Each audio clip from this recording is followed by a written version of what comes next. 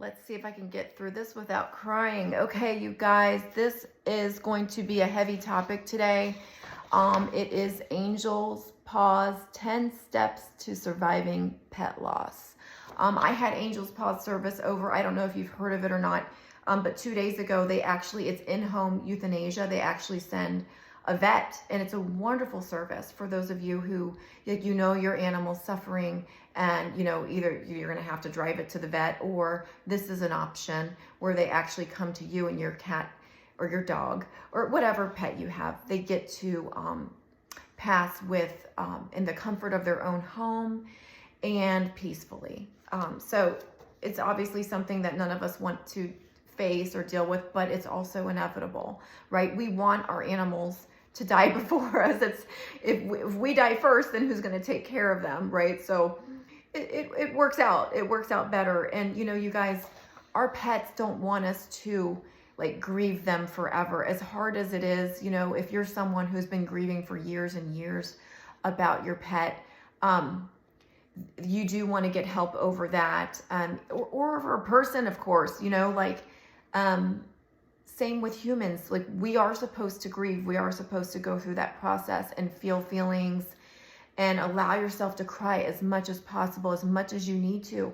But if years later you find yourself still just completely sad about, just grieving, just devastated still years later, that is not normal, and you do need to seek help for that, okay?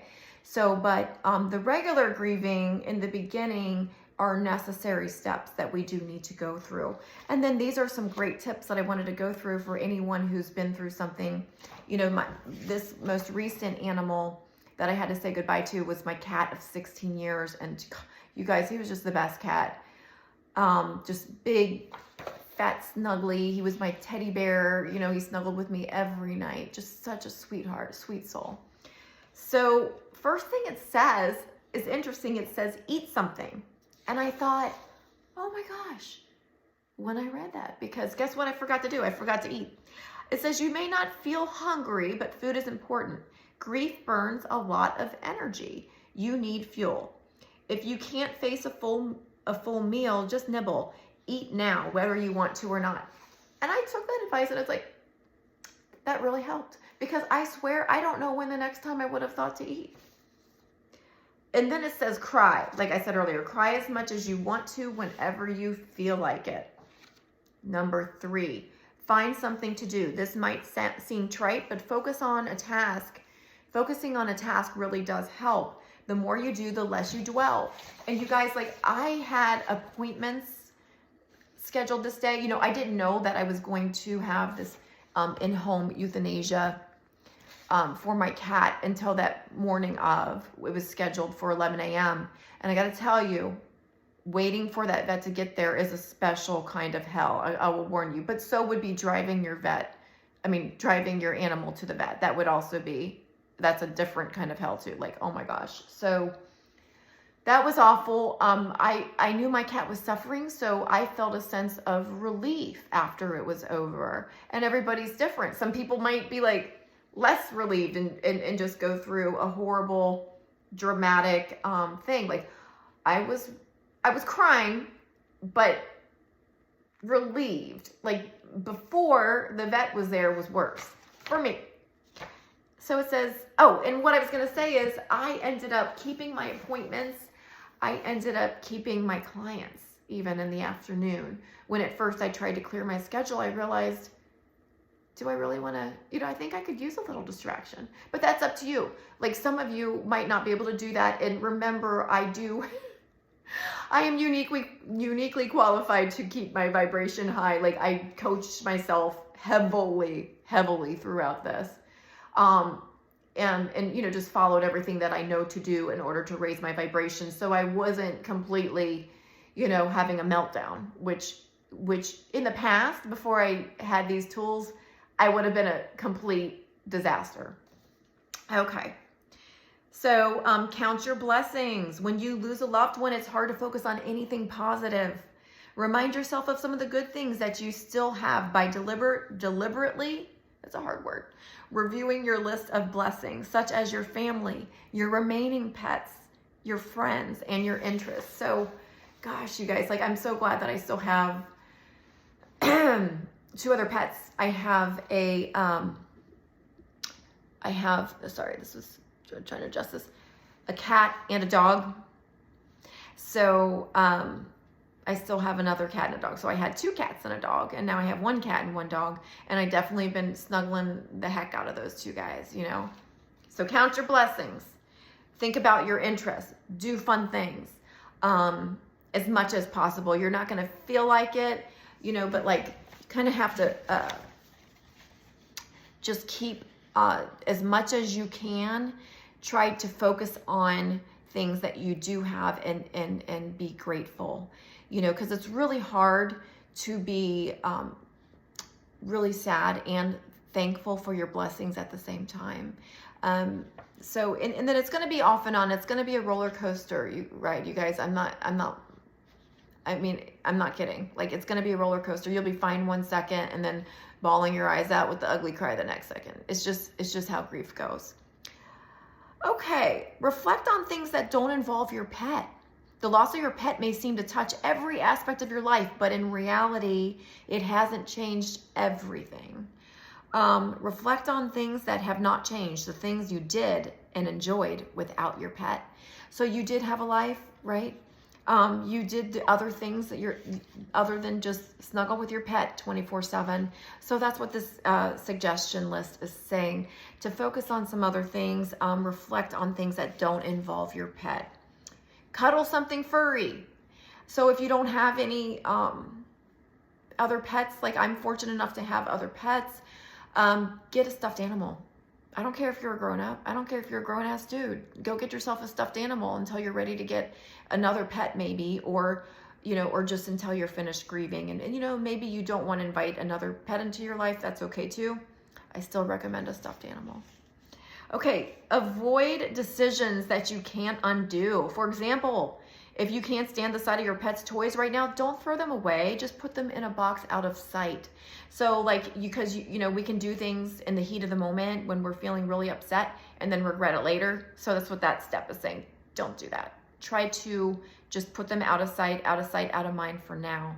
And then later on, if you decide you want to throw them away, then do it at that time when you're of more sound mind.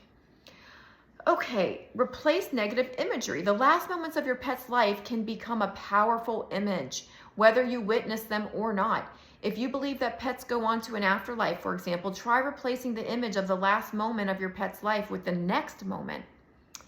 The moment it arrives healthy and whole on the other side. So this is a belief system. Do you believe in the afterlife?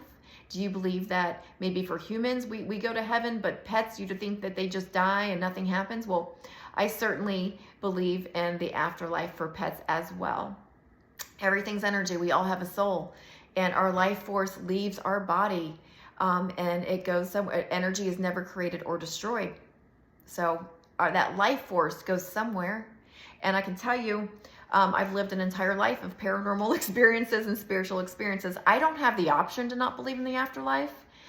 Something I do want to tell you, if you want to learn more about like near-death experiences and things like that, there is a wonderful podcast called Next Level Soul.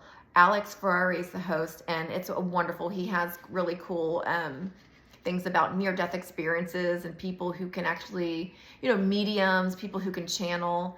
And it's very cool. I highly suggest looking into that, and it will help you a little bit with your belief system. If you're not all in, you know, maybe it'll just kind of like give you a little bit more belief, which definitely makes me feel better. And I think it might help you too. So, so that's what it's saying, is if you don't believe in an afterlife, then concentrate on special things that you did for your pet to make this life a blessing for it. So focus on the happy memories that you have, that you did have with your pet. If you don't want to think about the afterlife and that bothers you, that's okay too, you know. Be honest with yourself. You've been wounded and hurt. You're not weak, crazy, or overly sentimental to feel this way. You will hurt, and it will take time to heal. So, you know, there is no time frame, was what, that's they say, there's no time frame for grief. And then you could be okay one day and then, you know, a blubbering disaster the next day. And, you know, like, but just years later, if you're still just a disaster, then that's when you do need to get help. But I do think it's okay, like, years later to have a bad day and just be sad. Like, that's not what I'm talking about. That's perfectly normal. To years later, you just really start to miss somebody or a pet who's moved on. But what I'm saying that's not okay, and when you do need to seek help, was when it takes over all day, every day of your life. That is not healthy, okay, guys? And I think that's what we're getting to right next, is make a decision to work through grief. For some people, grief has persisted for years. They are just as upset, just as angry, just as miserable over their loss as they were with the day it happened. Such people tend to be consumed with bitterness, obsessing over their loss.